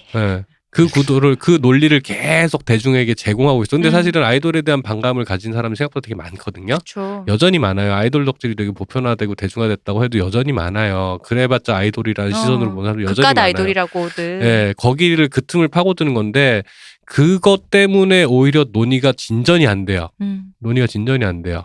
뭐가 다른데? 이렇게 얘기해버리니까. 우리가 얘기하는 건 기술적으로 정말 구분할 수 있냐 없냐라는 기술적인 문제. 이건 엔지니어링의 문제죠. 라는 것과 그러면 팬덤의 총공이 문제라고 하면 그 총공을 어떻게 지향해야 되느냐라는 문제. 이건 따로 얘기하면 돼요. 그게 그러면은 뒤집어 얘기하면 너 그러면은 팬들의 총공이 없다 그러면은 너네 저기 사재기 안 할 거야? 그니까. 아니잖아. 아니잖아. 상관없는 문제라고 애초에 상관없는 문제야. 그러니까 이거는 말 그대로 그냥 따로 떼놓고 얘기하는 건데 누구 때문에 이렇게 됐어 라는 핑계로 자꾸 얘기를 갖다 끌고 가는 것 자체가 논의를 진전시키는데 전혀 도움이 안 된다. 웃긴다. 우리는 총공해준 팬이 없어서 사재기를 한다. 그거나 웃기잖아. 말해놓고 되게 웃기지 않아요? 아무도 안 해주니 내가 하겠다. 그러니까 실제로 자기 돈으로 했다는 이름을 밝힐 수 없는 맞아요. 얘기도 들었어요. 네네. 근데 그분 얘기는 이제 한번 차팅하고 나니까 또 이게 그 뒤로는 안 해도 되더라 뭐 이러더라고. 그쵸. 근데 이제 그런 종류의 사례들이 많이 있기는 한데 그런 것들이 또 약간 이제 CJ 욕망과 사실은 다르지 않아요. 이런 것들이 이런 종류의 히트할 수 있고 없고 이런 것들이 타인의 인정을 갖다가 인위적으로 만들어내려고 이게 무슨 의미가 있어 솔직히 이렇게 된 게. 근데 이제 그럼 이제 여기서 자연히 도출되는 문제가 그놈의 차트라는 거지. 한국인이 갖고 있는 그 차트에 대한 줄세우기 문화. 집착. 사실 이 차트가 무슨 공식도 아니고 일개 사기업이 만들어내는 어떤 그런 판매량 순위잖아 그냥. 하나의 카테고리야. 그것도 그 사이트가 그걸로 가는 게 아니야. 그냥 그 멜론 차트가 주류니까 멜론에서 제공하는 그 여러 가지 음악 관계된 서비스 중에서 하나의 카테고리인데 거기에 몰두해서 일단 멜론도 좀 각성하시고요. 각성 안 할 것 같더라고요. 이거를 본인 입장에서 구분이 안 돼서 어쨌든 스트리밍 되고 판매만 하면 나는 이득이니까. 그래가지고 그 흔히 말하는 그 낙전이라 그래서 그거 중간에 이렇게 3개월짜리 쿠폰 끊기 해가지고 뭐 이렇게 100원, 200원, 3,000원, 5,000원 이런 거 이렇게 낙전 떨어지는 걸 또 주워 먹으려고 자회사 하나 만들다 걸렸죠. 네, 신대철 씨가 얼마 전에 인터뷰에서 한번 지적을 했었죠. 그러니까 그런 거에만 관심이 있고 차트 이렇게 그 개선하라. 차트를 못 없애겠으면 개선하라라는 것에서 별로 얘기도 없고 뭐 어떤 의지도 없고. 우리가 사재기 방송한 게 1년이 넘었잖아요. 네. 그죠? 근데 그때 이후로 더 악랄해졌어. 이제는 아예 지들이 딱지도 붙여줘. 올킬 뭐 이러면서. 그러니까 그런 거예요. 그러니까 지금 멜론 같은 경우에도 이제 점유율이 떨어지고 있고 이제 음원 차트 수익성도 예전보다 이렇게 높지가 낮아지고. 않고 이제 많이 사실 유튜브로도 많이 넘어갔고 네. 하니까 수익성을 내부적으로 극대화시켜야 되니까 등골 뽑아먹기 또 들어가는 거야. 시장 규모가 작으니 또 등골 뽑아먹기 들어가는 건 거야. 과금 유저에게 확실하게 뽑아먹겠다. 그러면은 그들에게 동기부여를 시켜줘야 된다 이거지. 자 잘하고 있어 하면서 계속 이제 줄 세우기를 갖다 아주 세분화시켜서 해주는 건 거죠. 그러니까 그러지 말란 얘기를 제가 1년 전부터 하고 있었는데 이미 그러니까 그렇게 하는 게 당장은 당신들 수입이 극대화되는 건지 모르겠지만 길게 가면 같이 망하는 길이에요. 지금 이미 차트 현타 와가지고 총공하고 막 이런 스밍하던 팬들 많이 내려놨어요. 지금 실제로 많이 내려놨어요. 체감이 될 만큼 많이 내려놨어요. 실제로 멜론 점유율도 많이 떨어졌어요. 그게 그렇게 돼서 당장 그런 것들을 갖다가 멜론이 독점까지는 아니어도 메이저 과점이었잖아요. 과점 플랫폼으로서 장점을 스스로 갉아먹고 거예요. 있으니까. 갉아먹은 거예요. 그러니까 차트 줄 세우기 하지 말라는 얘기를 갖다가 안 하는 게 아니라 참고할 자료 정도의 위치로만 격화시켜도 충분한 걸 갖다가 그걸 갖다가 아주 그냥 실시간 경주마들 보듯이 그렇게 계속 제공하지 말아라는 얘기 지금 이미 1년 전에 했었죠. 애플이나 이런 다른 데 보면 차트가 없잖아요. 네. 내가 듣던 음악을 이렇게 하는데 그러니까 내가 듣는 음악이 뭔지도 모르고 주 취향이 없으니까 당연히 애플 같은 걸 쓰면 내가 듣는 게 없으니 추천이 안 돼. 당연히. 그러니까 당연히 그런 사람 차트를 봐야 돼. 어쩔 수가 없어요. 그러니까 차트가 그런 의미로서 필요한지는 잘 모르겠어. 그러니까 물론 누구는 이런 말까지 해요. 아니 남이 맨날 듣는 100위 안에 올라가는 거 아니면 도저히 음악을 찾아 들을 수 없는 사람이면 음악을 들을 필요가 없지 않느냐라는 그쵸? 말까지도 하는데 뭐 세상에 음악 듣는 건 여러 가지가 있으니까 굳이 그렇게 뭐 하드코어하게 뭐 또 트렌드를 알고 싶어서 차트를 들을 수도 있는 건 거고. 그러니까 이제 그럴 수는 없는 거고. 근데 한국적 특성이라고 생각하면 이제 그럼 거기에서 이거를 좀 건강하게 돌아갈 생각을 해야 되는데 뭐 우리 사재기 때도 이미 얘기했지만 국가 차원에서도 그저 그냥 숟가락 얹으려 가지 이게 뭐 건강한지 어떻게 돌아가는지 관심도 없고요. 그러니까 이 나라의 어른들은 그런 거에 아무런 관계가 없어. 그냥 자기가 다 원오브댐 조직원으로서 실적이라는 그 이름 앞에 미명 앞에 그러니까 K-팝을 새로운 무슨 성장도 4차 산업혁명 이런 거죠. 성장 동력을 발견했다는 듯이 태도를 취하니까 매출과 실적이 전부 다 한 거야. 그죠. 그러니까 이 사고방식이 사실 실제 회사나 가수들한테도 영향을 끼쳐요. 차트 1인이 무슨 스밍이 어쩌니 뭐 저쩌니 하는 얘기들을 가수들 입에서도 그게 나오고 가수들의 성과를 평가하는 데서 그게 나오고 그러니까 거기에 음악적 성과나 이런 것들은 아무도 얘기 안 해요. 맞아. 차트 진입만 얘기하지. 네, 아무도 얘기 안 해요. 좋은 음악이 나왔어. 내가 이런 음악을 하더라. 이런 모습을 보여줄 수 너무 좋아. 이래서 만족해. 그런 얘기 아무도 안 해요. 차트를 얼마 했고 뭐 얼마를 팔았고 숫자만 얘기해. 방탄소년단 스타디움 투어 매출이 얼마야? 아니 매출 많이 벌었겠지.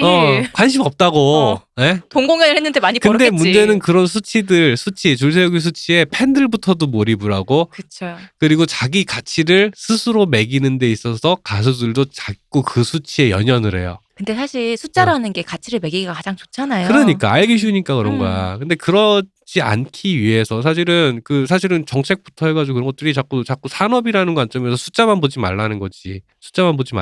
그러다가 그러는 거는 그런 일이 필요한 비즈니스맨들끼리 하면 돼요. 그거는 그거대로 하면 되고 그 비즈니스맨들이 통제하기 힘든 말 안 들어 처먹는 아티스트들을 데리고 굴리는 게 원래 이런 산업인 거야. 두 개가 각자 텐션을 갖고 굴러가야 되는데 아티스트가 자꾸 숫자를 보기 시작하고 숫자를 봐야 되는 사람이 아티스트 흉내를 내고 이러면은 망하는 거잖아요. 근데 아티스트가 자꾸 숫자를 봐. 반대 경우는 내가 거의 못 본 것 같아. 아티스트가 자꾸 숫자를 봐요. 왜 그런지 모르겠지만 계속 그런 분위기가 돼버렸어. 그리고 아티스트가 숫자를 보면서 거기에 자기 존재 이유를 찾고 그러면서 그런 것들이 팬에게 영향을 끼치고 산업에 영향을 끼치고 그러니까 이런 것들이 서로 같이 불행해지는 길이라는 거예요. 이런 것들로 결국에는 이 사재기는 참 신기한 한국적인 현상인데 네. 진짜 신기한 현상이고 그리고 아까 말씀하셨지만 거학을 대하는 우리 사회의 그 어떤 그 태도가 내면화돼서 자기 변명으로 쓰일 때 그 바로 이제 이렇게 뭔가 나온 거라고 보고 사재기 하니까 옛날에 그 허생전 생각나지 않으세요?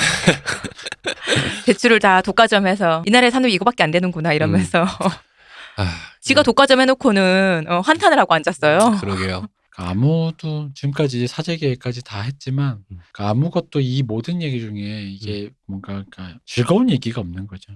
와 신난다. 내가 음악을 듣는다. 뭐 음악이라고 생각 안 하시는 분들을 위해서 얘기해 주자면 그래 음악이 아니라 뭐 그러니까 뭐 내가 즐거움을 찾는다. 뭐 즐거움에 대한 영역이 없어. 그렇죠. 엔터테인이라는 관점에서 봐도 엔터테인을 하려고 봤는데 그 엔터테인의 이면 내가 보고 싶지 않은 엔터테인의 이면이라는 것들이 너무 더러운 방식으로 자꾸 드러나니까 이러면 안 봐요 사람들. 네. 그래서 팬을 아무리 봐도 이제 이 사재기와 차트 이제 이쪽에 이제 주로 뭐 어쨌든 간에 주 대상은 10대 20대잖아요.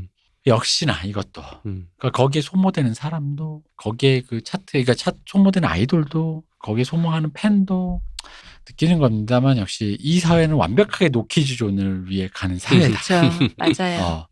아이들이 필요 없는 세계입니다. 어른들 빨리 어른 돼서 왜냐면 그렇다면 아이들이 필요하려면 우리 사회가 차라리 이렇게 하면 아이들을 낳을 것 같긴 해요. 국시로 정하겠다. 어른이 빨리 되어 어린애를 착취하라. 억울하면 어른 되라.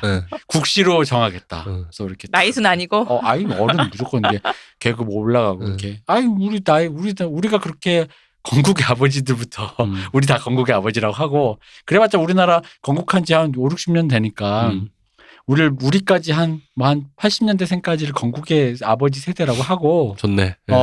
건국의 아버지들이 그렇게 살아왔고 이 나라가 그렇게 해서 수출 가공, 임가공 롤모델로 그거 해왔는데 그게 팝에서도 그랬고 제조업에서도 그랬고 그러니까 가자. 그리고 그냥 딱 한마디 해주면 돼. 부끄러워하지 마. 부끄러운 일이 아니다. 그걸로 너희들이 먹고 살았고 우리 할아버지 아버지들이 먹고 살았다. 이후 세대를 착취해라. 부끄러워요. 염치 같은 걸 가질 생각하지 마라. 노키즈존. 그래서 이제 우리가 우리 김우중 회장이 얼마 돌아가셨지 않습니까? 네. 김우중 회장님 세계에는 넓고 할 일은 많으니까 아시아로 뻗어나가서 일본도 노키즈존 만들고 중국은 또 애가 많잖아요. 노키즈존 만들고 한국인의 이걸로 국시를 정하는 거야. 지구 멸망 시나리오 좋네. 그래서 아이들을 없애자. 아이들을 가르칠 필요도 없고 애들 어디 그러니까 애들 있는 데만 찾아가는 거야. 돈 쓸 10대와 거기 이제 좀 출중한 10대들이 있는 그런 판. 여기 인구 되는데? 그게 브라질이든, 그건 뭐 칠레든, 파푸아 뉴기니든 가라고 가가지고 가서 해 그거 차트 만들고. 한국인이 이 인류 사회에 기여하는 일은요. 내가 보기엔 그거밖에 없는 것 같아.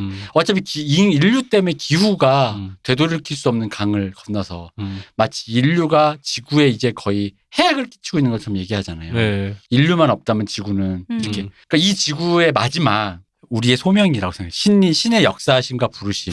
이 인류를 종말낼 시나리오는 한국인이라는 인종이 전 세계로 뻗어나가서 다 이렇게 룸사롱도 저 브라질에 그 밤 이런 데 가면 이렇게 유럽이 6시 되면 놀 데 없대잖아. 그거 다 룸사롱 지어주고 거기서 비즈니스 하게 해주고. 우리 인류 멸망에 사명을 띠고 태어난 건가요? 그러니까 우리가 사도야. 내가 보기엔 그거야. 한국인이 사도야 내가 보기엔. 그래서 세계로 뻗어나가서 진짜로 실제로 미국에서 한국인이 점점 많아지면 외국 부모들이 그 동네를 뜬다며요. 애들이 공부만 하고 운동도 안 하고 막 그래가지고 그 사도화가 되고 있는 거지. 그 K-팝 이 독보적인 이유는 해외에서 그 시스템을 따라할 수가 없기 때문이거든요. 그럼요. 맞아요. 연습생 시스템을. 누가 그걸 찬성하겠어요? 그러니까 아동 착취인데. 아동 학대잖아 어. 기본적으로. 근데 그게 한국이라는 나라의 특수성 때문에 그런 것들이 익스큐즈 되는 건데, 그러니까 저는 그 얘기를 계속 하고 싶어요. 그러니까 정말 엔터테인한가 스스로 내가 저걸 보면서 엔터테인한가, 그리고 나의 취향이라는 것, 이게 정말 취향의 문제가 맞는가라는 것에 대해서 좀 생각을 했으면 좋겠어요. 그러니까 네. 주 52시간은 우리의 소명이 아니에요. 그 누가 주 100시간 할 자유를 만들려면 내가 보기엔 그분이 네. 한국인의 소명을 네. 받으셨어. 그러니까 네. 기도하다가 받으셨어. 신내림 받으셨네. 신내림. 그게 진실이야. 내가 계시 보기엔. 받으셨네. 지금 한국인이 지금 반동적인 길로 가고 있다. 너희들의 소명, 이게 왜냐면 아시잖아요. 유다가 경고를 받았다면 너는 그렇게 할 것이다. 주님을 부정할 것이다. 그분 들으셨어. 한국인은 전 세계인을 멸망시킬 것이다. 인류 멸망 프레종태를 우리가 가동시키는 거구나. 저 노키즈존으로 만들 것이다. 근데 재밌는 건 이게 뭔지 아세요? 이게 신의 섭리라고 느끼는 건 전 농담이지만 한 반쯤 진담인 게 신의 소명이라고 느껴지는 게 파멸의 길도 거기에도 꽃길은 있더라. 아, 그렇죠. 네. 망하는 줄 모르고 아이존 이쁘다 하고 있다가 망한다라는 거. 야, 방탄 진짜 멋있다 하다가 어느 순간 우리 다 망하는 거지. 그러니까 지금 그러니까 방탄소년단이 역대 최고의 그 한국, 이게 문화적으로 세계 한국 역사 유사 이래 최고의 전성기일지도 모르는 시기를 보내고 있다는 소리까지 나오는 이 마당에 이렇게 암울한 얘기만 하는 이유가 뭔가라고 의아해하실 수 있으나, 지옥길이 불길이 아니야. 네, 꽃길이라는 거지. 꽃길이라는 거라고. 그 이면에 갈아받쳐진 그 아이들. 저는 아이들이 제일 걸려요. 이 아이들. 그러니까 노키즈 존이라니까요. 네, 우울증 걸린 아이들. 성공하면 성공한 대로, 망하면 망한 대로 불행해져 버린 아이들. 우리나라에는 내가 캐릭터로는 캡틴 아메리카를 얘기했고, 실제 사인으로는 클린트 이스트우드 같은 그런 어른이 없다는 게 우리나라의 큰 문제라고 보는 거거든요. 보수적인 가치관 속에서 나가 아니라 내가 아직도 셀럽이 되고 내가 주인공이 되고 싶다라는 박지영 씨 같은 사람 말고 다음 세대를 고민하는 사람들 있잖아. 네, 맞아요. 내 무대가 여기가 아닌데 내 다음 세대를 고민하는 사람이 없다는 게 가장 언제까지 큰데. 지만 나오려 그래? 근데 그게 저는 고민이라고 생각했는데, 그런데 이제 아까 방금 말씀드렸지만 내가 잘못 생각했다는 거죠. 우리의 소명이 우리 인종에게 허락된 소명이 그게 아니었어. 역시 JYP구나. 그러니까 JYP가 한국인의 소명을 역시 결론은 JYP였나? 갖고 있다. 역시. 그러니까 죽을 때까지 나는 늙지 않고 내 무언가에 위해서 현역이어야 한다는 게 모두가 나의 들러리를 서줘야 하며. 진짜 박진영 씨 보고 있으면 참 신기해요. 신기한 것 같기도, 그 세대의 특징인 것 같기도 하고. 아니야.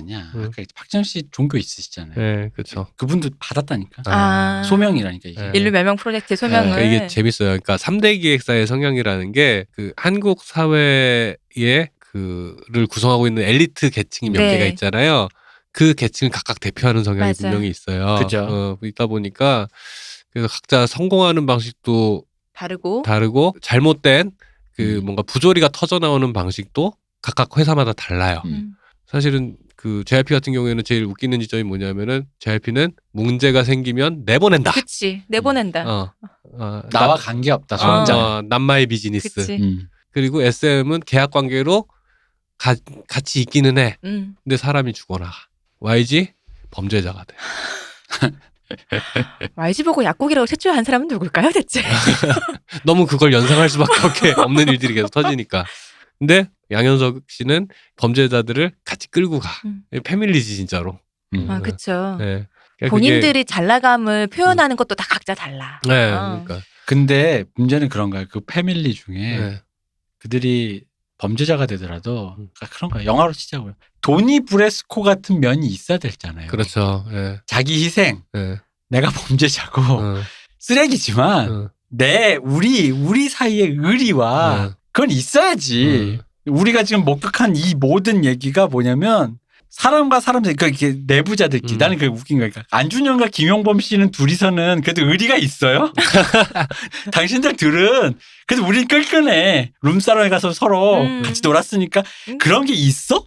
있는 거? 있겠어요? 있는 거예요? 아니 뭐 사람은 모르는 거긴 하지. 서로의 헐벗은 몸을 보고 그게 있겠을 수 있지. 없을 것 같은 거 알잖아. 우리가 목격해온 우리 사회의 모든 게 보통 그런 관계에서는 의리라는 건 있을 수가 없지. 그치. 그 도니 브레스코 알파치노가 연기했던 그 도니 브레스코처럼 나를 첩보하러 온 FBI인 거가 왠지 같은데 내가 얘한테 지켜야 될 의리라는 건 있다라는 그 어른의 그러니까 최소한의 네. 내부자들 내가 쓰레기더라도 이런 그런 거 있잖아. 그런 것조차도 없기 때문에 우리가 여기서 아무것도 목격할 수가 없었다는 그런 일말에 예를 들어 김용범 묻고 내가 더블로 그냥 받겠습니다. 뭐 의리가 있지 뭐 예를 들어 김용범 씨가 혹은 안준영 씨한테 야 너가 한번 먹고 오면 내가 다음에 알자 조폭 그거 있잖아. 크게 CJ 내 부사장 내가 너 아니 그거를 이미경 부회장님이 말씀하시는 것도 아니고 지들끼리 말해서 뭐가 남겠어요. 아니 하다 못하니까 내가 그럴 노력이라도 해보겠다라든가 그러니까 아무것도 내가 보기엔 당신들끼리조차도 아무것도 존재하지 않아 보인다라는 거지. 그러니까 예전 시대 세대에게는 사실은 그래도 이수만 씨도 그렇고 박진영 씨도 그렇고 그 어떤 소명의식이라는 게 분명히 있긴 있었어요. 그러니까 어떤 이 판에 대한 애정이라든가 어떤 소명의식이 분명히 있었는데 그러니까 오히려 케이팝이라는 게 흥하고 기업화되기 시작하면서 그런 종류의 판 전체를 보는 다음을 걱정하는 이제 대표님 말 이런 시각들이 오히려 사라지고 있는 게 가장 큰 문제가 아닐까라는 생각이 사실은 좀 들기도 하고요. 그 와중에 애들이 죽어나갑니다. 그렇습니다. 맞아요. 전 정말 나이가 드니까 이제 그게 무슨 말인지 알았어요. 저 어릴 때 진짜 이해가 안 되는 게 그러니까 나이 들어서 왜 내가 아직 주역인 난 이제 주역은 아니지 다른 생각을 좀 하고 있어라는 말이 되게 패배주의적으로 들렸거든요. 주변부로 밀려나는 걸 어떻게 저렇게 담담하게 말할 수 있어? 어떻게 그럴 수 있어? 아직도 난 할 수 있어라는 마음을 품어야지. 예를 들어 그 유명한 미야자키 하야오가 얼령공주 만들 때도 비슷한 얘기를 했어요. 네, 맞아. 늙어서 내가 할 수 있는 일이라는 건 그저 결국 그러니까 아무것도 아닌 존재이기 때문에 이런 영화라도 좀 만들어서 뭐 이런 식으로 이렇게 그러니까 자기가 아무것도 아닌 것인데 그게 이해가 안 되는데 나이가 들면 그런 생각을 당연하게 가져야 돼요. 그리고 그게 맞아. 그게 어른이에요. 그럼요. 여기가 내 무대가 아니고 이제 나는 여기까지 이제 좋게 살아왔다면 고맙게 생각하고 운이었다고 좋게 고마운 기회를 얻었다고 생각하고 그럼 그 기회를 물려줄 줄 내가 알아야지. 누군가를 이제 서포트 해줄 줄 알아야지.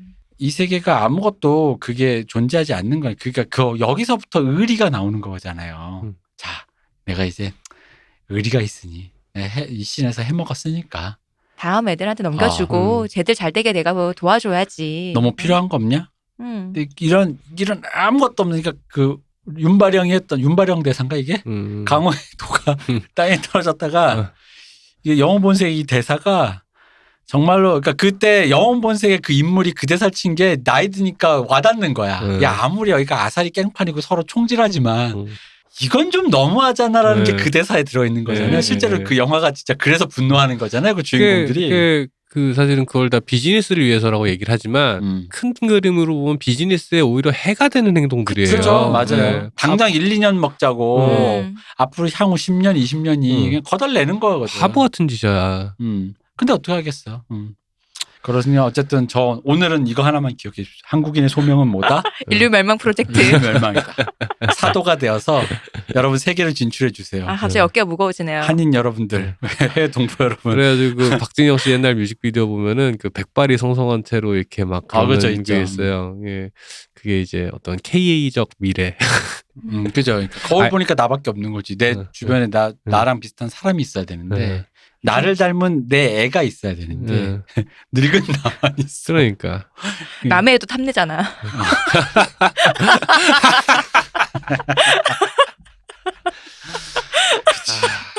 비극적이네요. 네. 진짜 산천은 그대로인데 사람은 온데간데 없는. 그렇죠. 저희가 연예계 얘기를 치환해서 그렇지 다른 의미로 치환하면 김용균 씨에 대한 이야기고요. 네. 세월호에 대한 이야기고 그 모든 것에 대한 이야기입니다. 지금 커가는 아이들에 대한 얘기예요. 네. 그러니까 한심하다. 말해놓고 보니 말해놓고 또 후회가 밀려옵니다. 내가 이 얘기를 왜 3시간, 4시간이나 하고 있는지. 뭘 3시간에 지금 5시간째 하고 있는데. 정말 한심한 인간들 얘기를 이렇게 오래 하고 있으니까 기분이 이제 좀 있으면 내일 돼요 우리. 네, 몹시 우울하네요. 어릴 때는 욕하는 게 재밌었어요. 남 욕하는 게 나도.